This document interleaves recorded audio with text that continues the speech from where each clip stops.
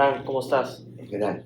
Muchas gracias por conceder la entrevista y sobre todo por sabiendo que tienes eh, momentos muy ajustados, sabiendo los temas del APRA, las internas y todo eso ahí. Cuéntanos de Hernán Empresario, películas, patentes. Este, bueno, empecé como empresario sabiendo, usando lo que sabía que era de economía, ¿no? Mi carrera originalmente es en todo el tema de finanzas y banca de inversión. Estuve primero en una compañía propia, después con unos socios en una compañía que se llama Norandina, una compañía latinoamericana. Ahí hicimos muchas cosas. Era el gobierno de Fujimori, cuando yo regreso a Perú, en el 92. Y hicimos las primeras operaciones de swaps de monedas, de swaps de tasa de interés, o sea, cosas que no se habían hecho antes en el primer crédito corporativo, que fue un crédito telefónica. Y estuve en ese ámbito casi toda mi vida y sigo en ese ámbito. Es quizá uno de los rubros de negocios que más rentable me ha sido a lo largo de mi vida. La banca de inversión, estructuración de operaciones, compra-venta de empresas, mergers y acquisitions. Pero después empecé a hacer otras cosas. En un momento surgió la idea de hacer películas animadas. En realidad la idea comienza porque quien después terminó siendo mi socio, José Antonio Chan, él siempre me decía que había que poner una compañía de software. Y un día me ofrecieron a mí comprarme los derechos de un libro mío, Piratas en el Callao, Sí. para hacer una película. Y yo vi los números, o sea, que creyeron que estaba hablando con unos alemanes, creyeron que estaba hablando con un escritor marginal latinoamericano, y me dejaron se equivocaron, me dejaron un anillado que tenía todo el Excel al final. Wow. Y yo dije, con esto mejor lo hago yo. Le dije que no, me fui a buscar Inversionistas. a José Antonio Chan. Fue el primero que pensé, le dije, mira, esto no es software, pero es tecnología, la lógica es la misma, y él aceptó. Estábamos conversando y entró Jaime Carvajal, un amigo nuestro, y nos escuchó hablar, y yo por fastidiar le dije, ¿cómo entras a la oficina del rector sin tocar la puerta? Y él también se molestó.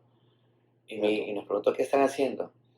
Y le dije, ¿tienes 150.000, $200.000 para meter en una película de cine animado? Y me dijo, sí. Y le dije, bueno, siéntate. Y ese fue el tercer socio. Y ahí nació El Pamayo, hicimos varias películas, después se la vendimos a TV Azteca. Los tres se dio la oportunidad de comprar Crisol, porque yo tenía mucha relación con el Grupo Polanco, el Grupo Pisa. Sí, eran 2 librerías en ese momento, yo iba a tener 23. ¿Sí Sí, la compraron? La compramos. Yo después vendí mi parte. Yeah. Se quedaron Jaime Carvajal, que en paz descanse, y el José Antonio Chan. Después he hecho más cosas, eso en base a mis patentes, bueno, he recibido regalías de las patentes, pero he hecho una Biopencil, una compañía de lápices de algas, he hecho una compañía, ahora tengo unas concesiones de litio que estoy explorando. ¿Por Puno o...? No, en Tacna, son salares, como lo de Bolivia, Argentina y Chile. Porque en el Perú lo que ha habido hasta ahora ha sido litio de roca, que es Macusani Yellow Cake en Puno. Y también Felix Rosenberg tiene roca en Puno. Esto es lo primero que se está haciendo de salares, ¿no? Que es distinto. Bueno, estoy en eso. Ahora tengo la representación de Tesla, las baterías. Bueno. Tengo una compañía nueva que es el call que tengo ahora, que se llama Zing, ZING, que es un software patentado también por Gustavo Delgado y por mí, que vuelve a la televisión abierta en televisión interactiva. Wow. Y el call es con América Televisión, que espero cerrar ese deal ahora, que ya es creo que la última reunión. Una compañía chiquitita de cerveza artesanal con un exalumno mío, Guaitapayana.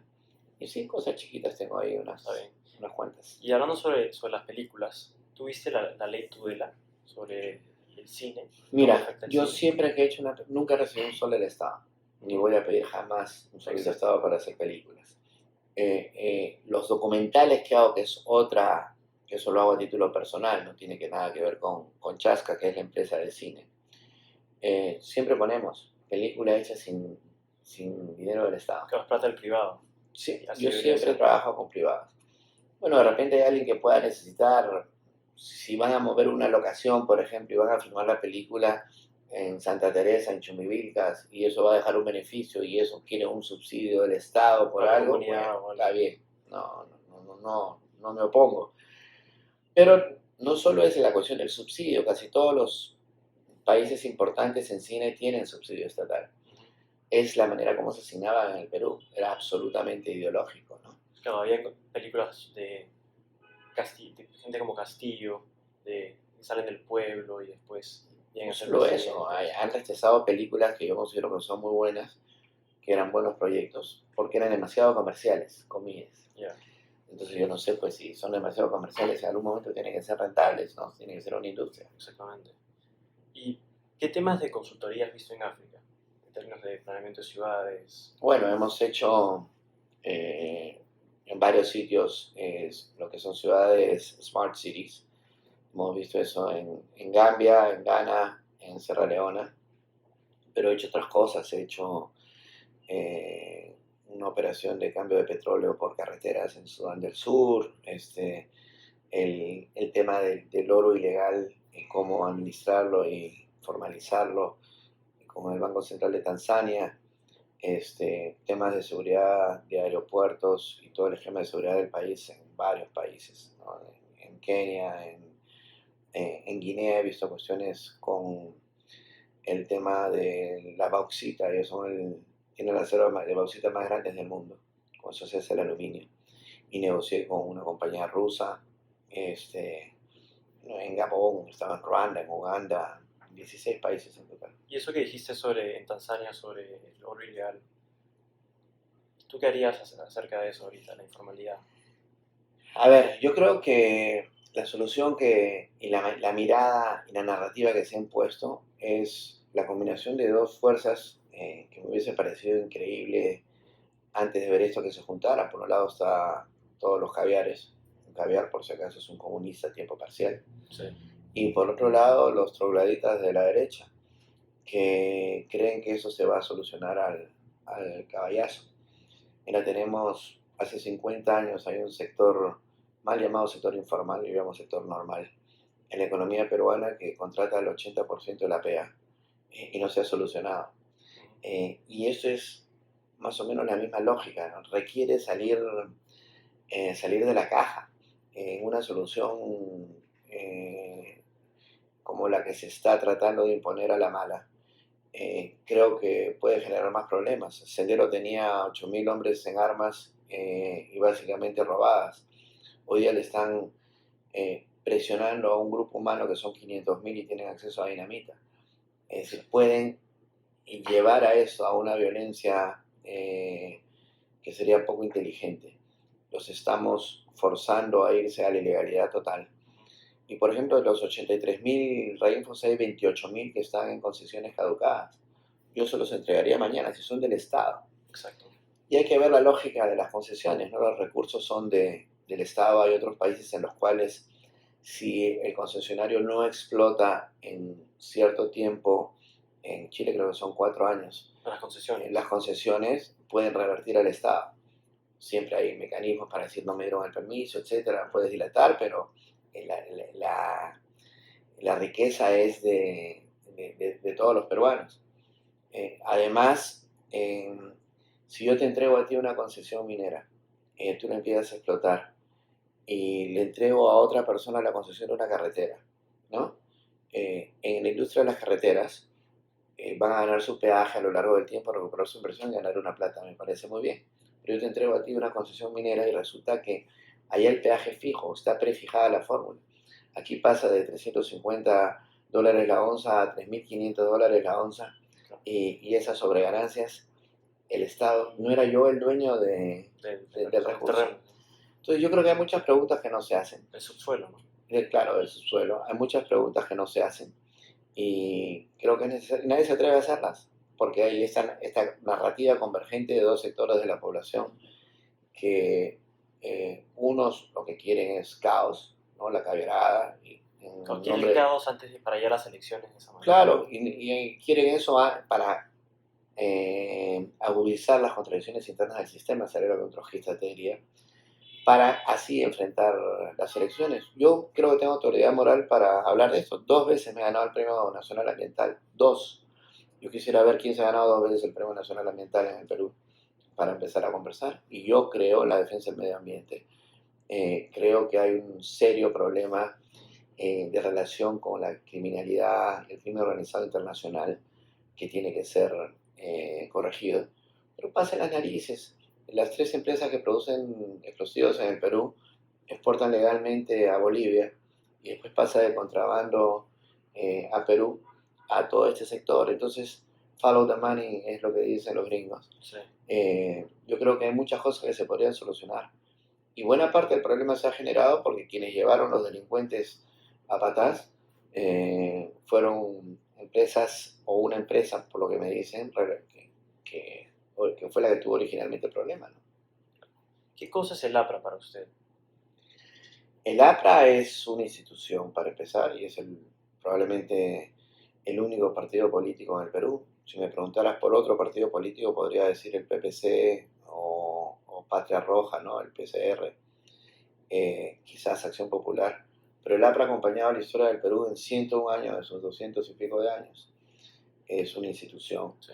Y es la Alianza Popular Revolucionaria Americana. Es decir, tiene una serie de valores y tiene un algoritmo muy importante que es el concepto de espacio-tiempo histórico desarrollado por Víctor Raúl Aya de la Torre, que lo que te permite es actualizar permanentemente tu propuesta.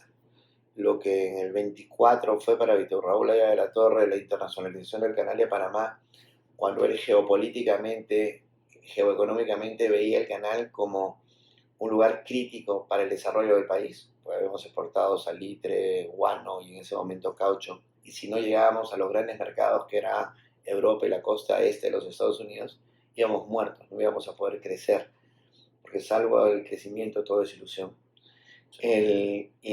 Y él identificó eso y por eso peleaba uno de los 5 puntos del programa máximo original por la internacionalización del Canal de Panamá. Hoy, si yo quiero trasladar eso y aplicar el concepto de espacio-tiempo histórico, el Canal de Panamá es Chancay. Hoy día he visto con grata sorpresa que el gobierno ha reculado en el tema del tren interoceánico, porque las primeras declaraciones del gobierno fueron: sí, China y Brasil están haciendo el tren, pero a mí no me han consultado nada. Sí. Diego Acuña decía eso, los periodistas decían eso. Terrible, pues. Terrible. Ese es el lobby americano antichino, que es una estupidez. Porque ¿qué hicieron los chilenos? Inmediatamente dijeron: vengan por acá. Exacto. Y hay que ser idiotas para desperdiciar esa posibilidad. Si tú te pones a pensar... Porque se podría mandar a Brasil. Claro, pues, podría salir por Iquique. Pero si tú te pones a pensar, Acre, Amazonas y Rondônia, que son los 3 estados que están pegados al Perú, tienen el 20% del PBI y el 20% de la población del Perú. Geoeconómicamente hablando, geopolíticamente hablando, usando los conceptos de la Torre de espacio y tiempo histórico como una unidad. Eso es el Perú.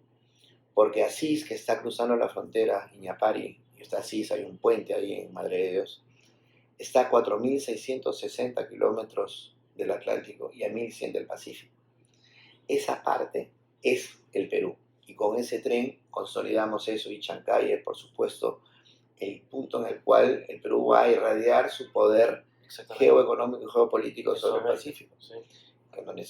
Que siempre ha sido así. La parte central y occidental de América del Sur estuvo dominada por los peruanos desde épocas remotas, ¿no? Antes de los incas incluso, pero tú tienes a Tupac Yupanqui, cuando era general ni siquiera era el inca, expandió el imperio, y luego cuando Iván Manta encontró y descubrió la navegación, y que ya se hacía con Mesoamérica, el Perú ya comerciaba con Mesoamérica, la palta la trajeron de Mesoamérica, esas embarcaciones, y él se fue hasta las Islas Marquesas y regresó. O sea, el Perú tenía el dominio del mar, y hoy día eso se ha vuelto a reproducir, porque hay 2 barcos que semanalmente vienen de Chile, descargan y cargan en Chancay, y un barco que viene de Buenaventura, va a Guayaquil, sí, y viene para acá. O sea que creo que se está consolidando esta posición, reconsolidando esta posición geoeconómica y geopolítica del Perú en el mundo. ¿Cuál dirías que es tu pensamiento económico de las cosas? O sea, ¿cuál es Yo creo en una economía de mercado. mercado. Hay algunos que dicen economía social del mercado. Son falacias, es economía de mercado. Ahora, así como creo eso, creo que la pobreza es distinta a la pobreza extrema. Porque la pobreza se resuelve con crecimiento, la pobreza la resuelve el mercado. Y el Estado. El mejor ejemplo de ello es el gobierno de Alan García. Hicimos 7% en promedio y redujimos la pobreza a 22 puntos. La pobreza extrema es un fenómeno metamercado, está más allá del mercado. Podemos crecer 30% y ese sector de peruanos no lo va a recibir porque no tiene conexión con el mercado. Entonces la pobreza la resuelve el mercado, la pobreza extrema la resuelve y la tiene que resolver el Estado.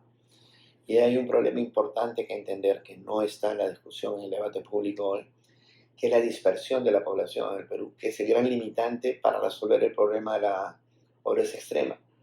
En el Perú tiene 95.000, 96.000 centros poblados, pero 85.000 tienen menos de 150 habitantes.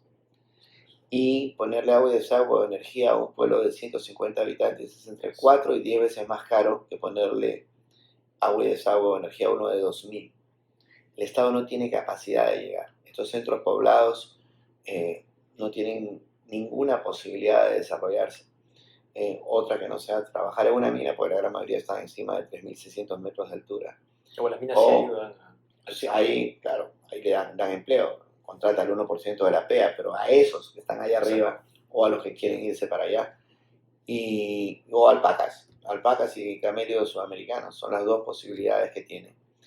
Y creo que si en algo deberíamos de estar todos de acuerdo, en el Perú, es en todas las fuerzas políticas, es en desterrar la pobreza extrema, porque eso lo tiene que hacer el Estado. En lo demás podemos tener diferencias. ¿Qué tanto resuelve el mercado la pobreza y a qué velocidad? Yo creo que eso depende de... Esa es otra parte fundamental del pensamiento de la Torre, que es el mío, que tenemos que atraer toda la inversión privada posible, extranjera y nacional. Él hablaba de la ambivalencia del imperialismo, decía tiene un lado bueno y un lado malo. ¿Cómo se compensa eso? Con un Estado antiimperialista, un Estado capaz de negociar. Pero ahora tenemos pues a 11 amigos de Chumbivilcas, con el respeto que me merece el equipo 11 amigos de Chumbivilcas, jugando contra el Chelsea. Y por supuesto le meten goleada todos los días a los gobiernos en los últimos 15 años. Pero yo creo que hay temores infundados. Hay un sector de la población que dice, no, los chinos. Oye, el problema de los chinos no se resuelve votando a los chinos. El problema de la fuerza de China en el Perú se resuelve invitando a la India, que tiene 1.400 millones de habitantes en lugar de 1.200. Ha estado creciendo a 2 dígitos. La población sigue creciendo. China, la población está bajando. Tiene 1.200 habitantes. Está creciendo a 1 dígito. Es una potencia y va a seguir siendo una potencia y la más importante del mundo tecnológicamente hablando. Pero la India está ahí. Tienes Indonesia, que tiene 300 millones de habitantes, a pesar de ser 17.000 islas, y en el año 2030 va a ser la quinta economía del mundo. Tienes Turquía, que son TLC que estamos firmando, y tienes todo el Pacífico. Es decir, el balance se logra no votando a uno, sino trayendo a más. Exacto. Es una cosa tan sencilla, pero aquí... Lo ven como algo malo. La derecha, cegada. Claro, cegada, vendida a los gringos, que además yo no tengo nada, yo tengo un hijo americano, mi otro hijo vive en Estados Unidos, casado con una americana, yo estudié en Estados Unidos, no tengo nada en contra de Estados Unidos, lo único que yo no veo que inviertan plata en el Perú. ¿Qué tal fue cuando estudiaste en Kennedy School of Government? Una maravilla, o sea, estudiar en Harvard y MIT ha sido uno de los privilegios más grandes que he tenido en mi vida, ¿no? La gente que conoces, los profesores que tienes. Tenía un profesor que se llamaba Thomas Schelling, que era su agredido, y yo también me consideraba un discípulo de él. Me enseñaban noveles, el Lewis me enseñaba, pero era aburridísimo. Pero yo decía, este tipo es un genio, y después fue premio Nobel, en el 2005 le dieron el Nobel de Economía, y vino a visitarme. En el 2006 o 2007, yo era ministro de Vivienda y la Universidad de San Martín lo invitó a darle un honoris causa. Estuve con él. Esas oportunidades, pues, es una discusión de otro nivel y te prepara para una discusión de global, qué es lo que está pasando en el mundo, cómo nos afecta. Yo hace 2 semanas vendí mi última película de Milagros, una voz extraordinaria, a Mongolia. Ya. Y tuve una discusión porque me decían que nos estaban pagando muy poco por la película. Y yo le decía a la distribuidora, oye, yo jamás en mi vida pensé que iba a vender una película mía en Mongolia, ¿no? Claro. Con la justa sé que la capital es Ulan Bator, no tengo ni siquiera claro, sé que juegan una especie de polo con un pellejo de ovejas Sí. o de cabras, ni sé. Pero para mí mucho más vale que algún día le voy a contar a mis nietos que mis películas se Se vendían en vendieron. Mongolia, que la diferencia de $2.000 o $3.000 que eso va a suceder. Entonces esa es la visión que tenemos de tener del mundo. O sea, yo le digo a los chicos, tu chakra es el mundo. Y yo cometí errores al comienzo con mis inventos haciéndolos para Perú. Esto de zinc que te contaba, Pensar en el mundo. claro, tal es así que yo cuando hice zinc, no pensé, yo estaba negociando con Univision y con Televisa, no con una televisora local. Pero se lo conté al CEO de esta empresa, ya lo dije creo de América Televisión, y le encantó. Ya. Y de no ser por eso, yo hubiera empezado afuera antes que en el Perú, porque hay que mirar el mundo, nuestra chakra es el mundo. Cuando yo era chico nadie comía quinoa en el mundo, solo en el Perú, y hoy día vas a cualquier parte del mundo y comen quinoa.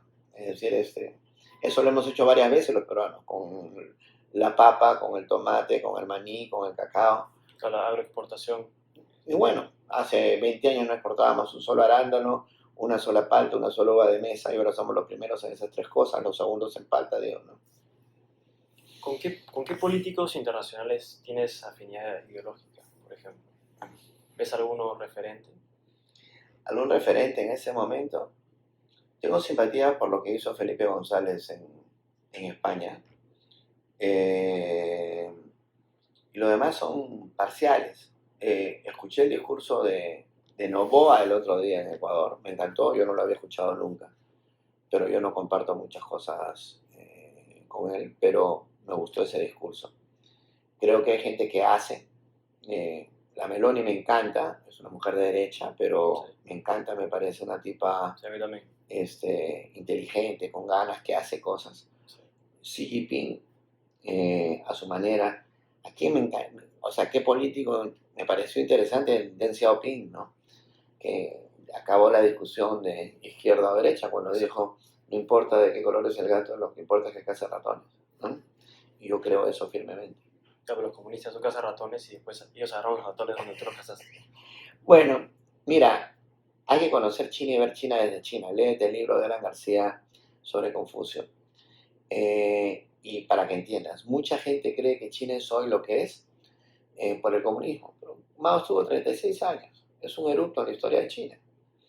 China tiene 5.000 años de historia y los 2.000 últimos son los más importantes. Empiezan en el 220, antes de Cristo, cuando ellos instauran la meritocracia en China. Y si quieres te paso después un artículo sobre la historia. Léete el libro de Alan García. Perfecto. Es el mejor libro de Alan García. En realidad es un poco difícil, pero tiene una serie de revelaciones y lo fundamental. A China hay que verla desde China. Bueno, tú vas a China desde Occidente, cometes una serie de errores. Finalmente, China eso sí, hasta ahora, recorre a los pueblos, buscan a los más inteligentes, los meten en el partido, los hacen hacer carrera y esos compiten entre ellos para ir a la asamblea. Entonces, finalmente, está siendo gobernada por los mejores. Yo no digo que eso sea una democracia, ni mucho menos. Y ciertamente ha habido periodos muy autoritarios, ¿no? Tiananmen y otros han sido claros ejemplos de eso. Pero yo creo que es un modelo. Aquí criticamos muchas veces a los chinos y en Arabia Saudita no me va a decir que eso es una democracia y los americanos no le dicen nada. Tú tienes Malasia, Malasia que tiene un senado designado por los sultanes, que creo que son 13 sultanes, se van rotando y después designan al Senado. En la Cámara de Diputados puede decir lo que quiera, el Senado se reúne 2 veces al año y dice si pasa o no pasa. Entonces, ¿qué democracia es esa? Entonces, hay que ser muy, muy cuidadosos cuando juzgamos lo que pasa en el exterior y en el espacio y en el tiempo. Te cuento una anécdota en Kennedy School, en una de mis primeras clases. Un profesor no sabía que había un latino en la clase, todos eran gringos. y empezó a hablar de América Latina, de las repúblicas bananeras, de los golpes de Estado, etc. Entonces yo me reí. El profesor se molestó que porque me había reído. Me reí, claro, cachoso además, ¿no? Dije, no, nada, profesor. Quiero saber de qué se ha reído. Y yo le contesté. Dije, ¿usted sabe por qué nunca ha habido un golpe de Estado en los Estados Unidos? Y él me dijo, no, porque no hay embajada americana. Y el tipo se quedó frío, pero en esa época, en los 70 y en los 60, eh,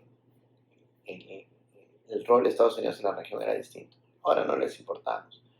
La relación con Estados Unidos en los últimos años ha estado basada en la coca, en la lucha contra las drogas de los Estados Unidos. Ha sido el único punto de interés.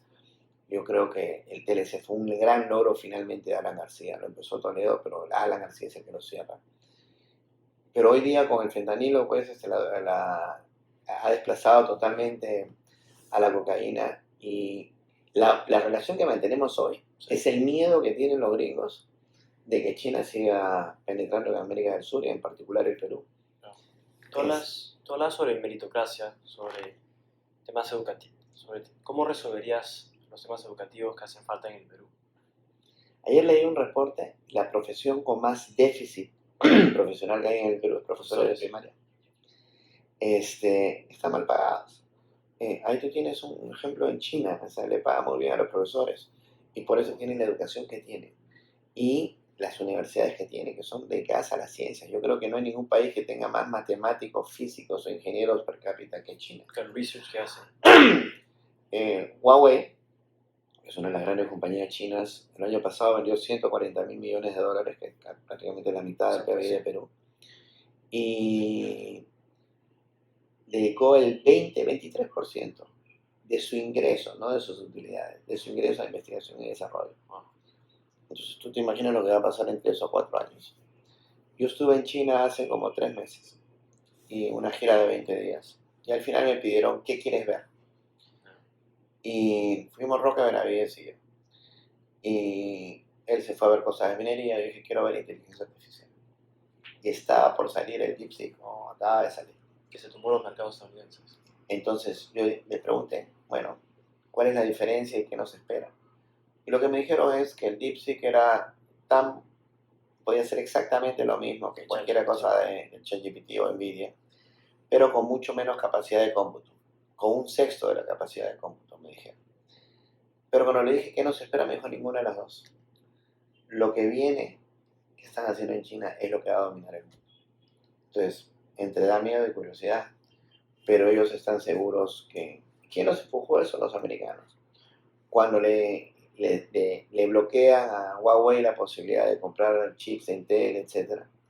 ¿Qué pasó? Lo que siempre pasa en la historia, los forzó a crearlo ellos mismos y adelantó pues un proceso que hubiera tomado 10 o 15 años y hubiera sido mucho más rico para la humanidad porque hubiera habido un intercambio más fuerte. Pero el tema de economías de escala, de producir ellos mismos. Sí, bueno, ya lo resolvieron. Todavía no han llegado a los niveles que los gringos, pero eventualmente es cuestión de tiempo nada más. Sí. Tú dijiste en una entrevista pasada, el APRA sabe porque el APRA puede. El APRA puede porque el APRA sabe. Ok, el APRA puede porque el APRA sabe. Okay. El tema es, ¿por qué no han logrado poner un presidente desde el segundo gobierno de Alan García? ¿Tú crees que en 2026 va a haber ese tipo de cisma que hubo con Aya de la Torre y con Alan García? No, no va a haber un cisma. Yo creo que al revés, vamos a converger. O sea, somos el único partido que está en elecciones internas. Tú te vas a cualquier parte del país y hay alguien en el APRA haciendo campaña para el Congreso o para alcaldes, incluso gobernadores y para presidente. Acabo de ver, Jorge del Castillo hace 3 días ha estado en Ollón, yo anoche he estado en Coyique, en Comas, la semana que viene me voy a Piura. El partido está vivo y hay un proceso de elecciones internas, por eso es que no escuchas que haya un candidato del APRA todavía, porque nosotros somos los únicos que hacemos elecciones. Es curioso, pero en el gobierno que tenemos ahora, yo sinceramente creo que la presidenta nunca ha sido ni siquiera delegada de su clase. Entonces, en el APRA, para tú avanzar, tienes que hacer política, tienes que hacer alianzas, tienes que hablar, tienes que convencer. Y eso te va preparando desde chico para cuando llegas a la universidad, claro, los aplicas inmediatamente dominado con 5, lo que todo el mundo decía, con 5 congresistas dominaba el Congreso, Sí. porque tenemos oficio, nos preparamos. Esto es, las competencias que te da una universidad o ser un buen académico, un buen empresario, ahí está Kuczynski o Toledo, no te sirve necesariamente para gobernar. Pero mucha teoría no funciona. Es el oficio, el hablar, convencer.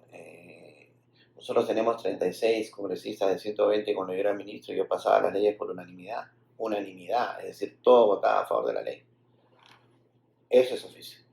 A día de hoy hay bastantes candidatos de derecha.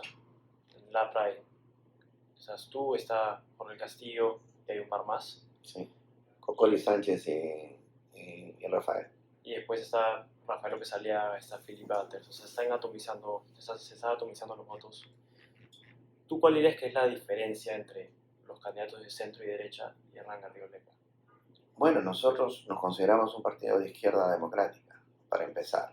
Y creemos en lo que te he dicho, en una economía de mercado, en inversión privada, pero creemos también que que salvo el crecimiento de toda desilusión, pero dicho eso, que tiene que haber una lucha frontal contra la pobreza a través del mercado y la pobreza extrema a través del Estado.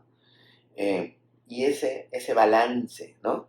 Nosotros, fíjate, con 61.000 millones de soles que era el presupuesto, hicimos 56 hospitales, agua y desagüe para 4 millones de personas, 210.000 viviendas, entregamos 835.000 títulos de propiedad. Ahora tienen 4 veces ese presupuesto. No ha hecho un solo hospital en 15 años. Nada. El hospital de Lorena del Cusco, que lo siguen haciendo, el hospital del INE en el Valle del Mantaro, que no avanza. Todo es un desastre, porque hay un cáncer que ha tomado el Estado peruano, que es la decidofobia, el miedo a decidir. Nadie decide nada. Tienen miedo a las consecuencias de sus decisiones, porque por supuesto la Camerada se ha encargado de armarle muñecos a los funcionarios públicos para poder neutralizarlos y neutralizar a sus enemigos, porque la única manera que tienen de ganar una elección quienes fracasaron en tomar el poder por las armas y luego fracasaron en tomar el poder por los votos, es por la puerta falsa, ganando en la mesa, eliminando a todos los demás, poniendo 45 partidos, 43 para que se atomice el voto y ellos poder tener un chance, porque si no, estos son incapaces, que fueron incapaces de ganar una elección de delegado en la universidad, ¿no? Entran por ahí, eso es Gramsci puro, tienes que leer a Antonio Gramsci también. Lo que está pasando hoy es que tienes una derecha en la cual todavía hay muchos rezagos. Ese no es Rafael ni Philip Butters, pero hay una derecha ahí latente, callada, cobarde, que son las élites que han claudicado. Ayer escuchaba en mi propia radio, en altavoz, a un empresario hablar.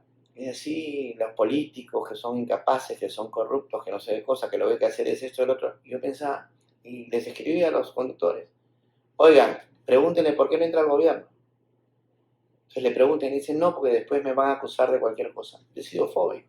O sea, si tú tienes un conocimiento, un entendimiento de lo que está pasando y tienes soluciones, es cobarde, ¿no? Es una traición al país no ponerlo al servicio del país. Claro, o sea, es bien fácil estar en la tribuna y criticar todo. Y claro, después sale un presidente que no quieren y se quejan, y encima son personas que no van a votar.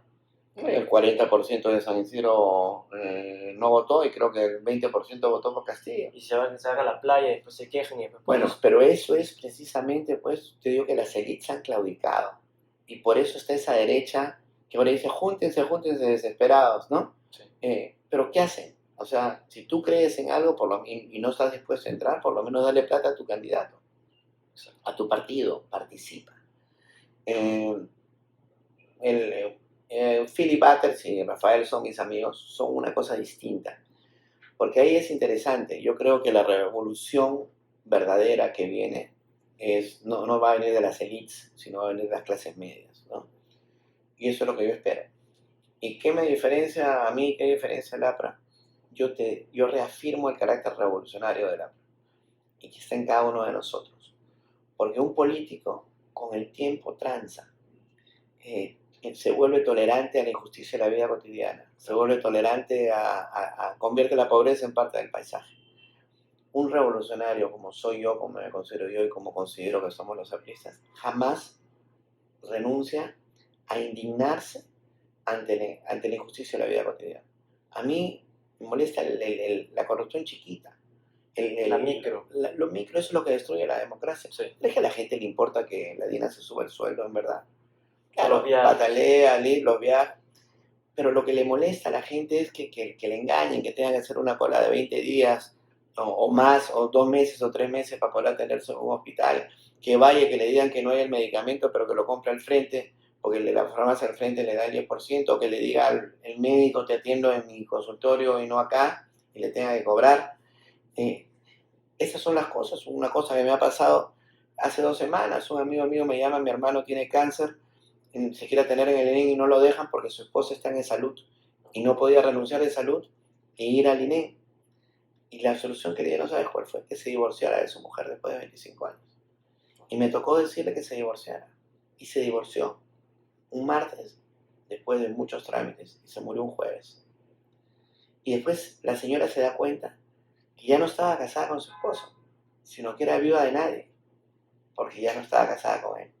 Esa es la injusticia, esa es la indignación, la rabia. Y lo que yo le pido a mis compañeros es que conviertan esa indignación en acción, esa rabia en pasión, en que vayan a pelear a cada esquina y convenzan al Perú que la APRA puede porque la ha pasado. ¿Y qué proyectos de infraestructura tienes en mente? Se sabe que el Perú, el commuting time es altísimo. Y los metros no están hechos, las líneas de metro no están hechas. Bueno, nosotros cuando entramos al gobierno, es más, antes de entrar al gobierno, en el Congreso anterior pasamos una ley, por ejemplo, para declarar en emergencia el sector agua y saneamiento. Y acortamos de 440 días a 60 días el proceso de toma de decisión para, hicimos lo que se llamaba el SNIP recargado, ahora se llama Invierte Perú, donde redujimos los plazos, reduciendo los requerimientos y haciendo concursos oferta, ¿no? Donde el que hace esto es un poco más técnico, pero el que hace el expediente técnico además construye.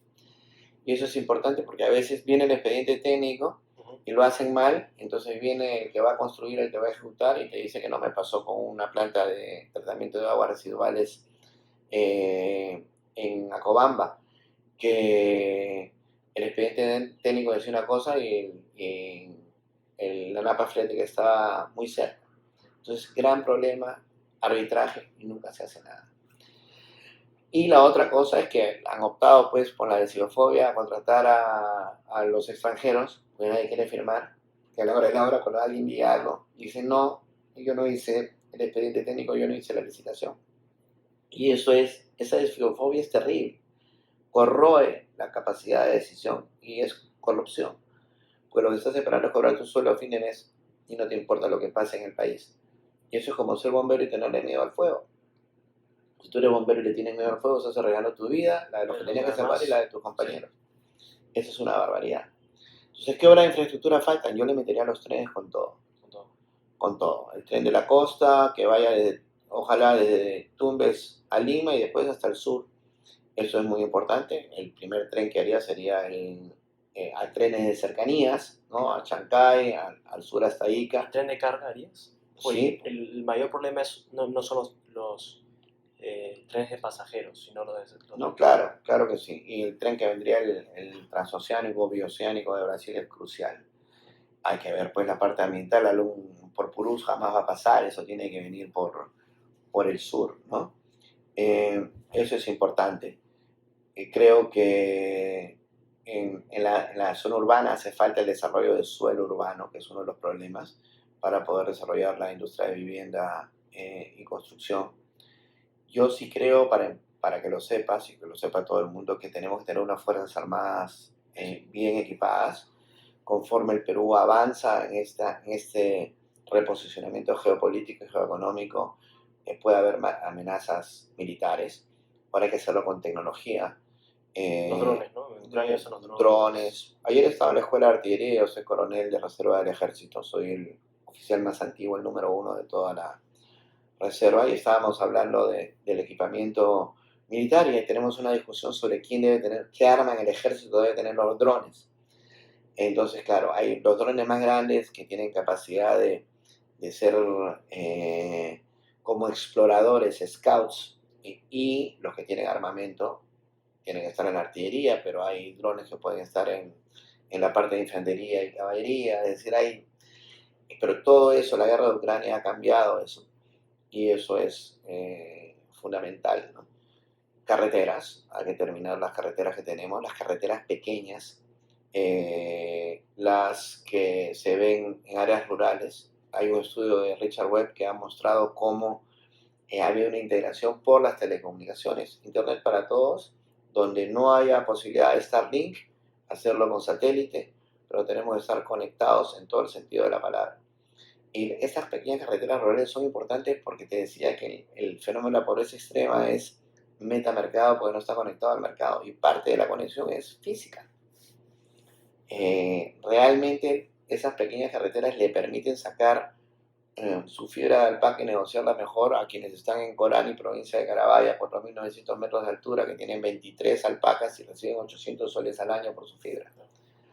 ¿Y qué mensaje le darías al electorado joven? Alrededor de 2.5 millones de peruanos van a votar por primera vez el próximo año. Bueno, que en el futuro, quienes van a poder sobrevivir van a ser los que tengan la capacidad de reinventarse permanentemente. Y hay que prepararse para ese tipo de entorno, para ese espacio y tiempo histórico. Cuando yo era chico, el miedo de nosotros era que hubiera una guerra nuclear, que los rusos y los americanos se agarraran a bombazos y desapareciera el mundo. Cuando yo escuchaba esas cosas, me chocaba mucho. Decía, ¿para qué hacemos todo esto si mañana nos podemos morir? Ni siquiera tenemos vela en ese entierro. Hoy día la amenaza que tienen muchos chicos, los más informados, es la inteligencia artificial. Pero no se dan cuenta que la profesión del futuro es el prompt engineer, el que sabe qué preguntarle a la inteligencia artificial. Pues te puede dar respuestas, pero lo importante no son las respuestas, en verdad lo importante son las preguntas. Sí. Y la capacidad de reinventarte permanentemente. Yo creo que hay muchas industrias, las industrias creativas, la economía naranja, que es el futuro del Perú, así como lo hemos logrado en la agroindustria, debemos poner esfuerzos ahí. Todo lo que es la industria de los videojuegos, los gamers, los esports. El Perú ha ganado los bolivarianos, tenemos 2 equipos de Dota 2 que están participando a nivel latinoamericano. Ahora va a haber un campeonato universitario de eGames que hay 14.000 inscritos y de 55 universidades. Entonces ese es un mundo. Yo hago las películas, todos 65 chicos en la última película y todos son menores de 30 años. Hay un chico, Oscar Barriga, y su esposa y 2 arequipeños, ahorita están en un museo en Estados Unidos presentando sus productos que venden cómics al mundo. Esa parte creativa, como ha sido la cocina, es otro de los activos del Perú. Y hay que poner la creatividad como parte de nuestra cultura, hay que incorporarlo. Nosotros somos un país creativo, hemos tenido que volver, o sea, el entorno nos ha vuelto. No sé si hay algo de ADN ahí también, pero creo que ahí está el futuro. Y en entender, yo creo que la educación superior también en muchos casos es una estafa en el Perú. Estaba en Andahuaylas el otro día en una conferencia de una universidad regional allá en Apurímac y pregunté de qué estudiaban los chicos que iba a hablar. Había 300 chicos en el auditorio. Derecho, 300 chicos de Derecho en una universidad en Andahuaylas. Yo decía, no quería ni hablar. Decía, ¿qué posibilidad tiene un chico de esta universidad, de esos 300, Sí. cuando acabe la carrera después de 6 años de sacrificio de sus padres, conseguir trabajo en Apurímac? De repente, pues en las Bambas conseguirán 10. Vienen a Lima. Pero si se vienen a Lima, ¿quién le va a dar chamba? Tiene que ser un genio. Tenemos que crear más Limas. Pero todo es cuestión de información. Yo no podría prohibir que enseñen derecho. Sería pues atentar contra los derechos de las personas. Pero sí podría informar a los chicos, oye, hay tantos abogados, tantos están desempleados, y de esa universidad solo el 2% consigue empleo. Si el Estado le diera esa información a los jóvenes, sería una revolución. Mira, cuando yo era chico, incluso cuando era joven, estaba Sendero.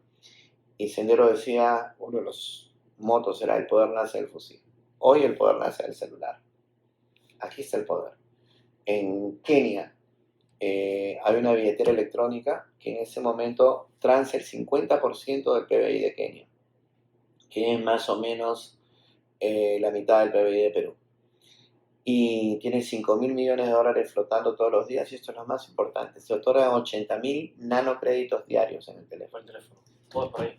Todo ese teléfono, todo ese teléfono. ¿Y por qué tú quieres saber de fintechs?